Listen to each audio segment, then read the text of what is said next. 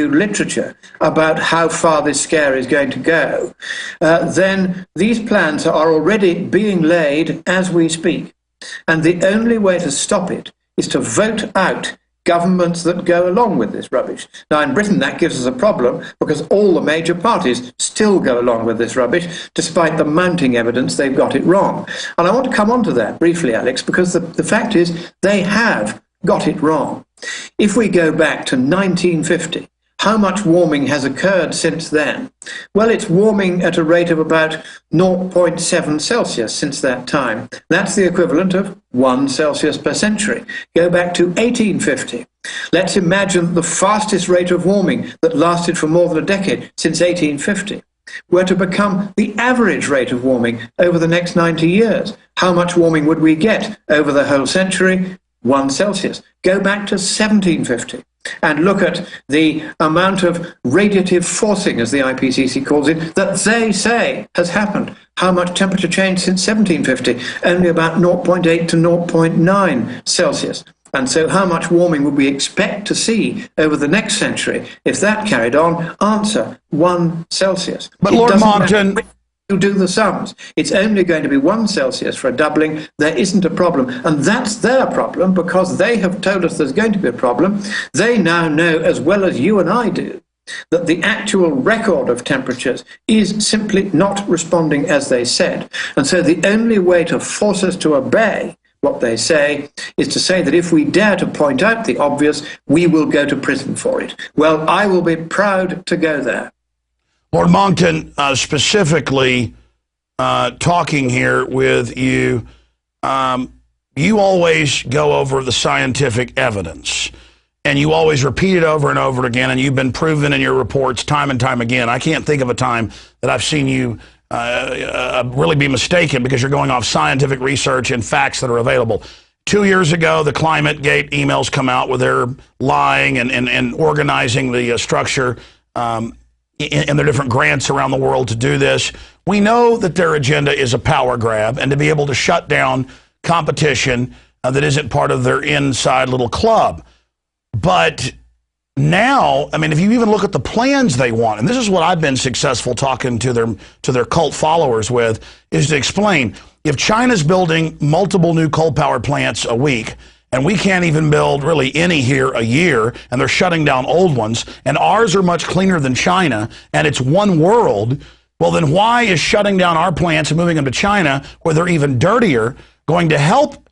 And they go, wow, that's a really good point. I mean, getting all the science aside, their solutions of paying Al Gore and Lord Rothschild carbon money is not going to fix anything, and it just allows them to turn the green police loose on the general public, and it's nothing but a fascistic power grab. And I think at the end of the day, that's the key.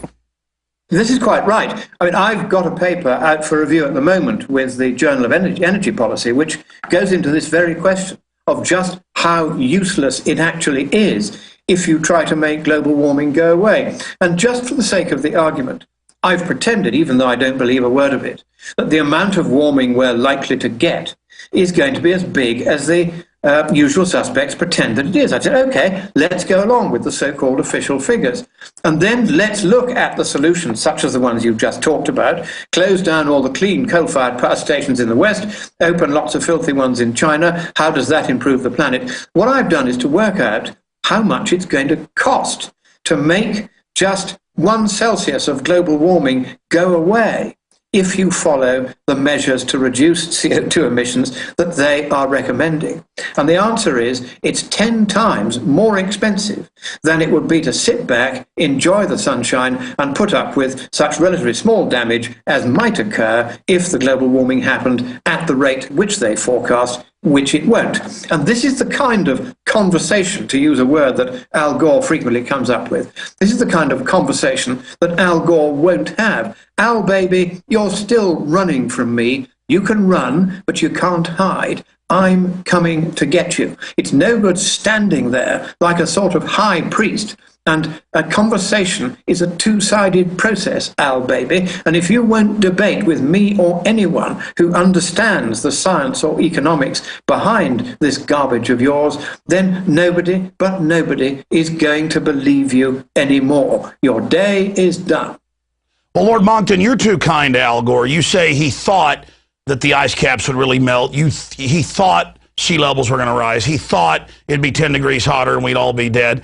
This guy's always changing his story. As you know, 30 years ago, they were saying it was global freezing at the Club of Rome. They cold-bloodedly, if you read the Richard N. Haas CFR reports and others, say decades ago that they were going to use this to organize society for a global government. They're now using the banking crisis that they engineered to try to now transfer the euro into an even more dictatorial system, complete with euro football teams, which I know you've talked about world government. I mean, I really think my only criticism of you is that you're too gentlemanly and you're being too kind. This is not someone who's wrong. I will call him for what he is, a criminal con artist who wants to commit genocide. He knows full well, with the State Department memorandums like 200, that if they put those carbon taxes in on the third world, it's a death sentence in the next decade, as you've documented, for 1 billion people. This is a Hitler in waiting, and I will call him for what he is.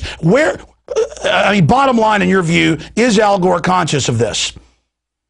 I think Al Gore knows quite well that he's got this wrong. I don't think he ever really intended to get it right. I think you are correct. Right from the start, his agenda was to force a particular result on the community, whether it was true or not. In June 1988, he waited until a particularly hot day. In that particularly hot month, he then had the air conditioning turned off in Congress that day when his friend and financial benefactor, James Hansen, testified that the rate of warming was going to be, as it turns out, 4 times greater than it actually has been. And so it was all designed to terrify Congress, to fool them into going along with this rubbish. And of course, for a time, he was successful. But the virtue, I think, Alex, of the still small voice of calm that I try to represent here, just going at them time and time again on the science, pointing out that the science doesn't say what they say it says. It doesn't say we've definitely got a problem. It increasingly says we definitely haven't got a problem. That even if the science were not to say that, the economists who have examined this are nearly unanimous in the peer-reviewed literature, saying that it's cheaper to do nothing than to lift a finger now. That is the clear advice of Bjorn Lomborg, Richard Toll, William Nordhaus, David Henderson. I could go on naming them all day. If you do science by consensus, which you and I don't, well, let's just tell the other side, because they do.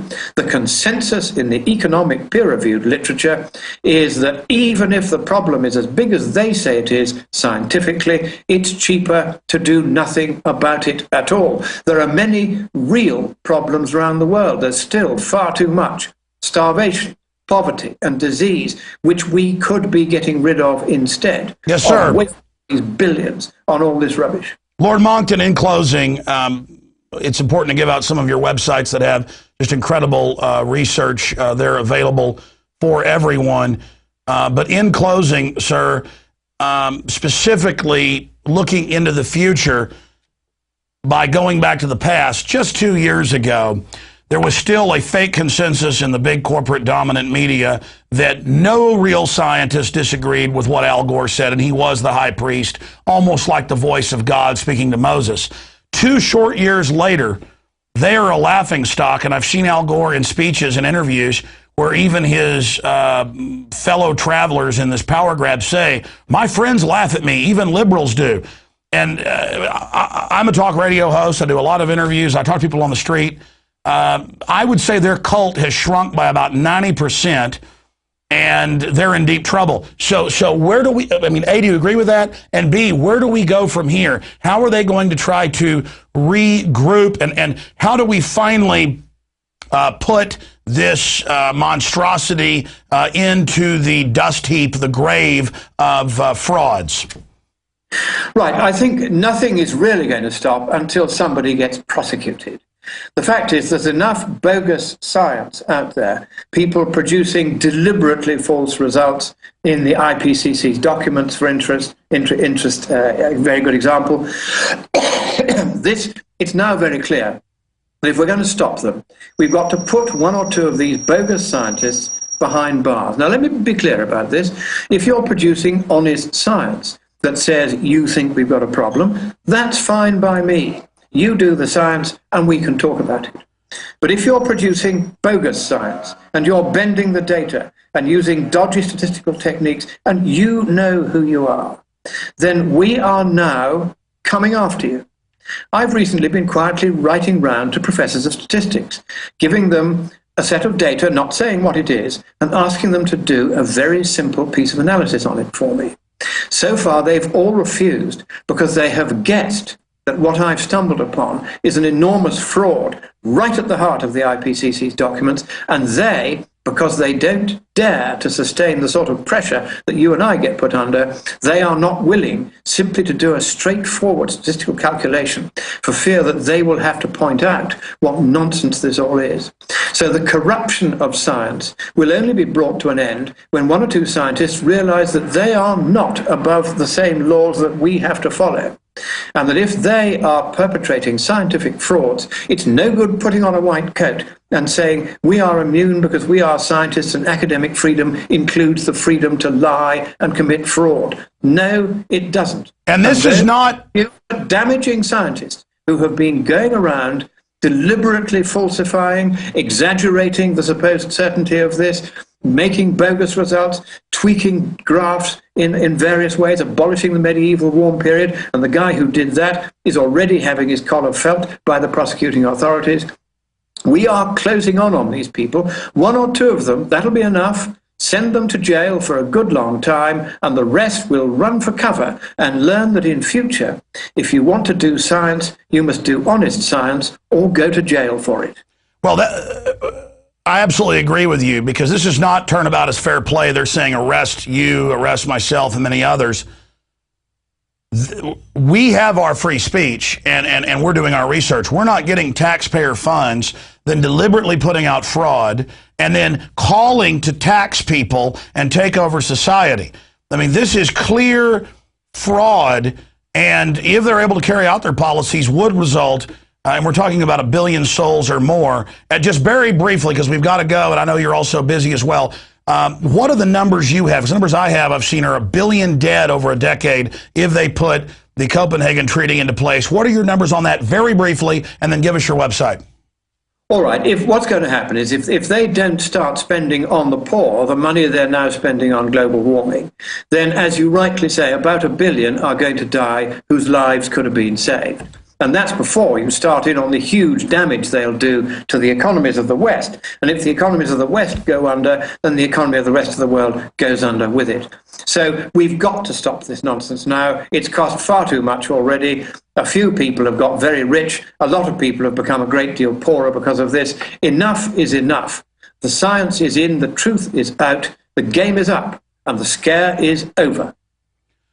Well, we're glad that you're out there exposing these people, because we know that Maurice Strong and others said, as well as Mr.